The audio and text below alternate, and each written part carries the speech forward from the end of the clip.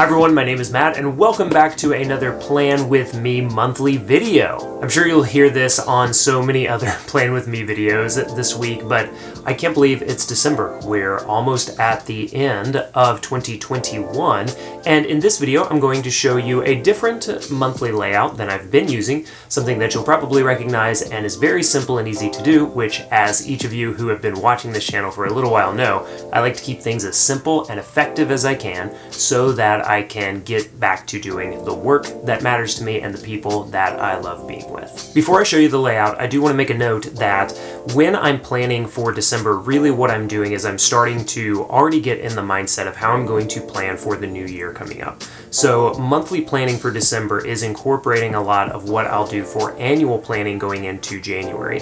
This December and January timeline is really critical for making the rest of the year work as effectively and successfully as it can. And the most important part of this for me is to protect at least a day or a block of time that is equivalent to a day to review the year behind and preview and plan the year ahead. Now, it might be easy to think, I don't have a day to review and preview, Matt. I'm busy, and I completely understand that. I'm busy too.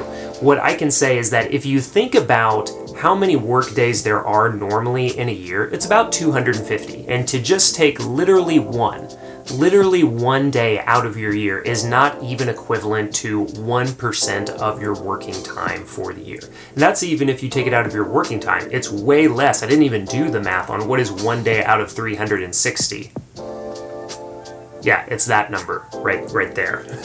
So when you think about the amount of time that you actually spend out of the year reviewing and previewing or planning so that you can be focused and successful, it has an exponential effect relative to the amount of time that you actually spend on it. In fact, what I like to do is protect one day each quarter to do a review and preview, and then an additional day in December to do a full year review and preview. When you think about those 5 days for the year, it is equivalent to only 2% of your working hours for the year. So that 2% can make an exponential impact on the effectiveness and success of the other 98%. It really is crazy when you think about the time that way, but it's effectively how you are using your time to impact the rest of your year. So let's go ahead and take a look at the monthly layout. It's going to be very simple, and I'm just going to explain to you why I do it this way and how you can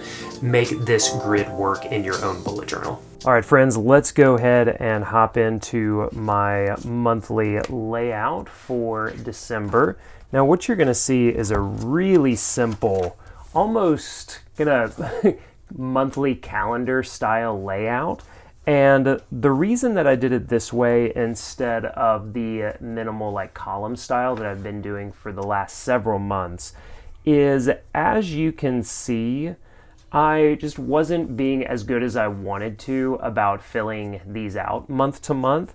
Now, November, as you can see, did not go very well, but if we go back to October, I was much better at it. So it was kind of a month-to-month thing in terms of how consistent I was being with logging my habits and my highlights.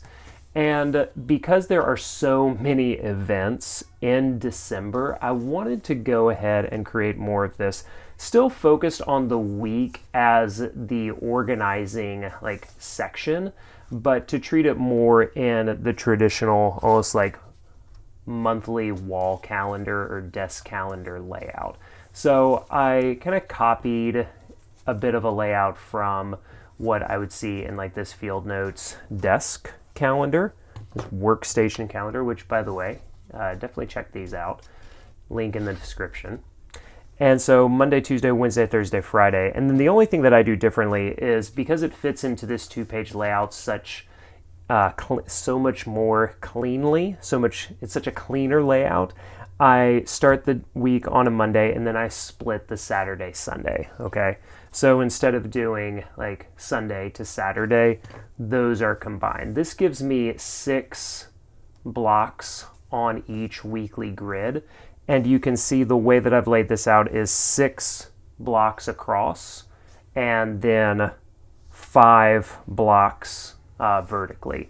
So you could think of it like 6 columns and 5 rows as just like a simple table layout. The other reason that I'm doing this is because I'm running out of space in my bullet journal, which is great. I want to be finishing up my bullet journal towards the end of the year, and so I'm not doing as much of what you're also used to seeing from me with like this, split layout of like each day getting half a page. If I did that, I would be totally out of pages by the second week of December. And so really what I've been doing even back into November is still a similar layout, but not giving it a specific amount of space and pre-planning those spreads.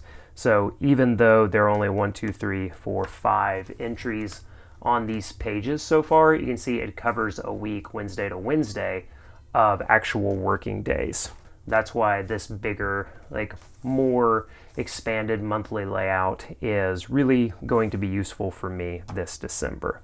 Now you may be asking yourself, Matt, what happens if you do run out of pages? Because as you can see, these are like notes and other things, and yes, it's upside down. I can explain that in another video if you like.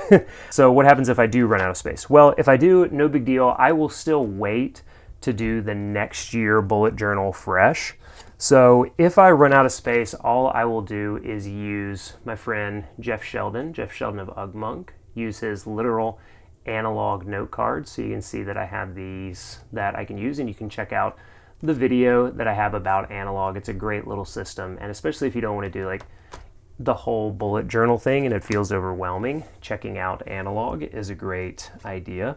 I can also just use field notes, and so it's easy for me certainly to start writing down tasks for each day and give each day a page in a field notes notebook.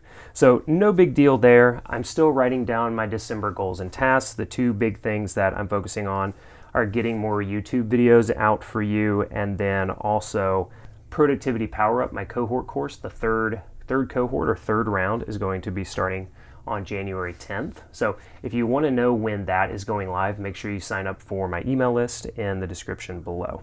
The last thing that I want to give you the nitty-gritty details on is how I laid out, specifically with the number of dots and size of the grid for this month.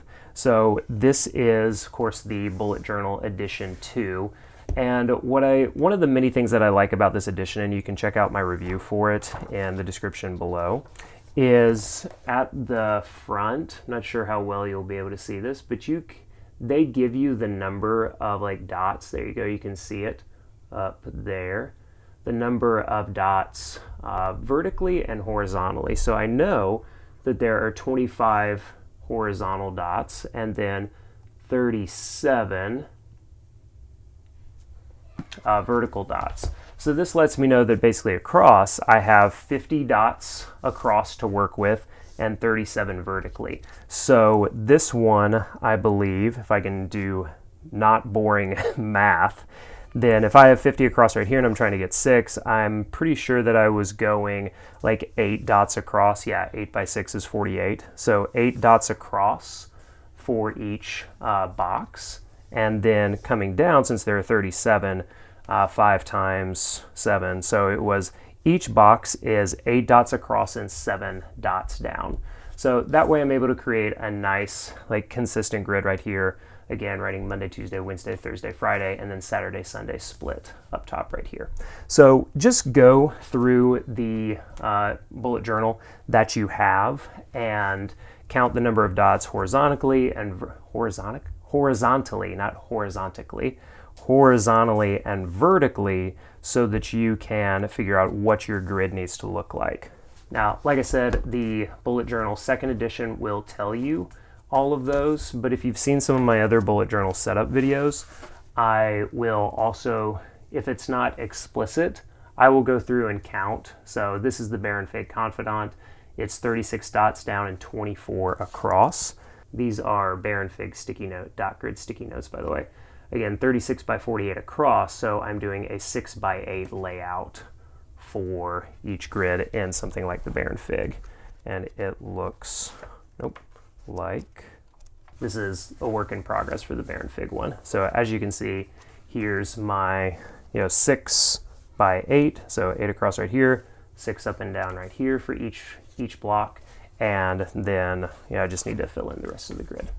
So that's all that I'm doing. That's all you need to do for a nice clean monthly layout in December, some of the explanations and reasons why I'm doing it so that I can close out the year on a high note.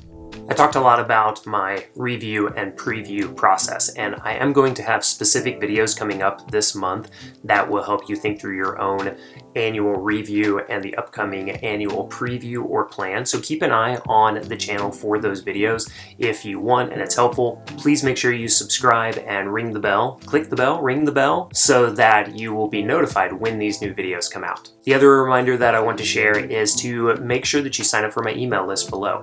These YouTube videos are only a part of the content that I produce. I've been writing a weekly email newsletter. I'm going to be writing more emails that help you review and preview and plan and set goals for the new year. So if you want more like regular bite-sized emails, 2 or 3 per week, and you can just get the end of week review as well, then make sure you sign up to my email list in the description below. Thank you so much for watching this video, and I'll see you in upcoming videos to help you make the new year a great time of year for you. Thanks. Bye.